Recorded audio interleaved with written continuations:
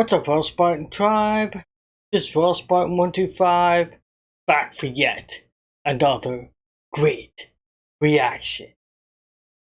This is SCP-323 Wendigo Skull SCP animation. Okay, I'm looking forward to this one. SCP stuff is kind of interesting. I'm very interested in like sci-fi and alternate dimensions and stuff like that, you know? So, yeah. Looking forward to it.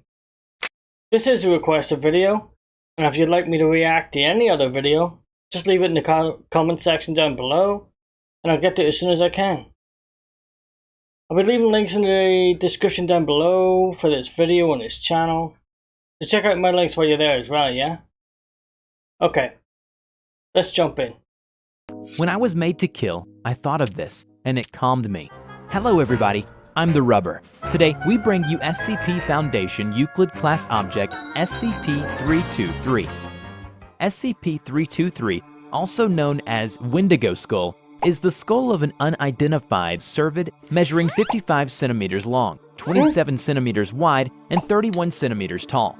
With a pair of antlers growing from the left and right sides of SCP-323, 323 shows signs of damage consistent with outside exposure, with regular pitting, scarring, and weathering across the object, bleaching on the upper surfaces, and a missing lower jaw.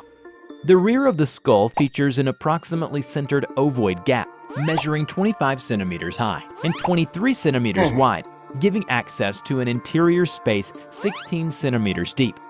This gap shows signs of tool use, indicating that it was carved with tools, possibly stone. SCP-323 displays the ability to react to aural, tactile, and visual stimuli. Testing has revealed SCP-323 appears to have a field of view similar to that of other cervids and has responded to visual stimuli from up to 50 meters away. 323 is also capable of limited locomotion, typically in the form of small movements and vibrations. In most cases, 323 will only move away when touched, or when personnel are present within its containment chamber. But 323 has also demonstrated the ability to make larger movement, such as lunging at SCP's personnel, and repeatedly attempting to break through its containment. SCP-323 exerts an influence. No, you gotta burn it or something. Cremate it. Do something like that, because that's insane. Containment. SCP-323 exerts an influential effect in a radius extending roughly 15 meters from itself. What? Individuals within this radius will begin experiencing cannibalistic thoughts and urges, violent outbursts, and impaired judgment after approximately 1 hour of continuous exposure. Roughly 74% of individuals who reach this point will attempt to place their heads through the gap present in the back of 323. What? If an individual is incapable of fitting their whole head through the gap, attempts will be made to bludgeon their heads against nearby hard surfaces until the point that the individual's head manages to fit, loses consciousness, or pass on. Once the individual has fit their head through 323, the individual is classified as SCP-323-1. Within 10 minutes of putting 323 on, 323-1 will undergo drastic physical alterations. 323-1 will experience a rapid loss of body fat, body hair, and pigmentation, followed by the rupturing of the distal phalanges from the fingertips, abnormal tooth growth, and the blackening of extremities consistent with frostbite. Additionally, 323-1 appears to experience greater strength and pain tolerance than the average human. However, 323-1 still appears to be as susceptible to physical harm as it was before contacting SCP-323. SCP-323-1's metabolism will experience a dramatic increase, requiring a constant caloric intake, with starvation occurring anywhere between 15 to 30 minutes, if no self-preservation efforts are made. So what does it eat? Oh wait, you know what? I don't think I want to know. I don't think I want to know the answer to that question. Experience a dramatic increase, requiring a constant caloric intake, with starvation occurring anywhere between 15 to 30 minutes, if no self-preservation efforts are made. In order to sustain its increased metabolism, 323-1 will actively seek out and eat other individuals for sustenance. If 323-1 is incapable of finding plentiful nourishment, 323-1 will make efforts to sustain itself, including limiting movement, rationing available food, and auto-cannibalism. SCP-323-1 will only feed upon humans. It is presumed that 323-1 can receive sustenance from other sources, but chooses not to, despite availability or ease of access. During the pursuit of individuals, SCP-323-1 has been known to occasionally make various statements in the Severn, Ojibwe, Potawatomi, and Cree languages, as well as in the native language of 323-1 original itself. It is not known if these statements and the knowledge of these languages is the result of SCP-323's anomalous influence, or if they originate from 323 itself. The following audio log has been transcribed from surveillance recovered during the 2006 containment breach of SCP-323, which resulted in the death of 12 personnel members before containment could be re-established. Hungry. So hungry.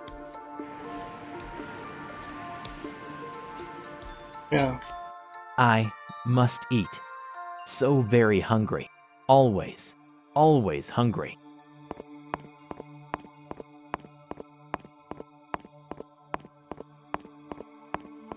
Must not eat. I have to eat. So hungry. So lonely. Alone. Hungry.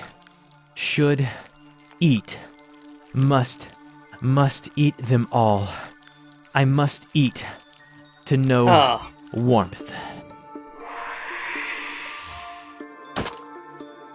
So cold. Must eat.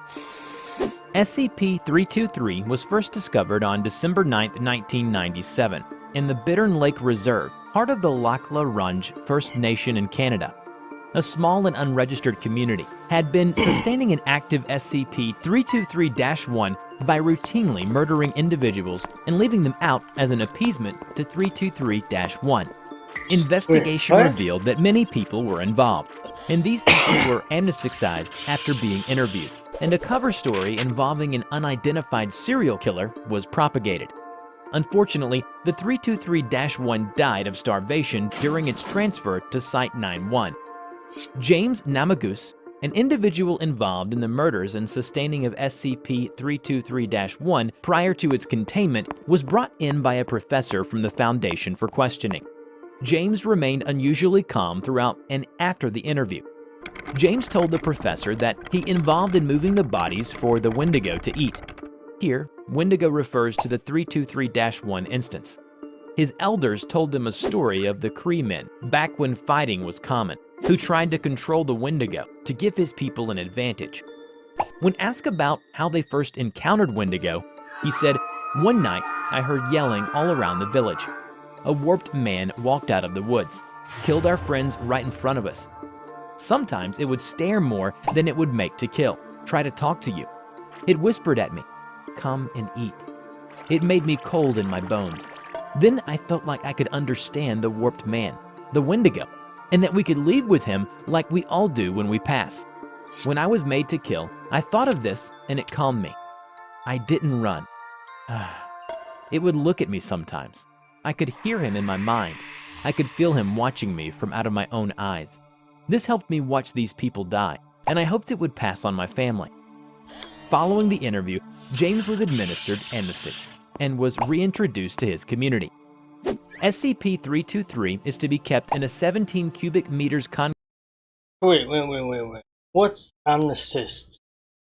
Is that like where they reprogram you or something? They reset your brain or something? I don't know. SCP-323 is to be kept in a 17 cubic meters concrete containment cell in Site-91.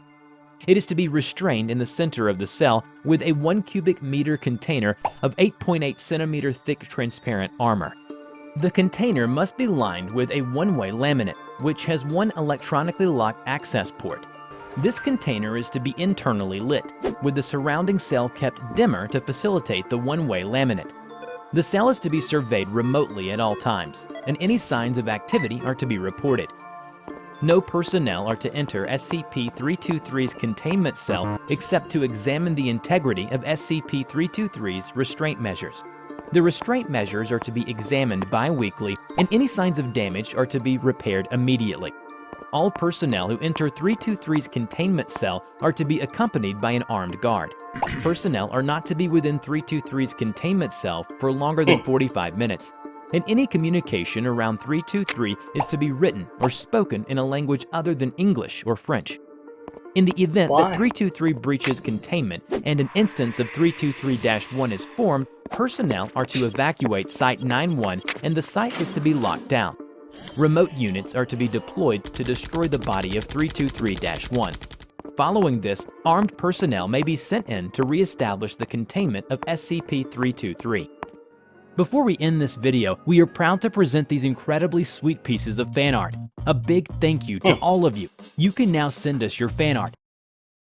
Alright, that's the end of the video. Ooh. Oh, that was creepy. That was super creepy. Alright. Until next time, I am out of here.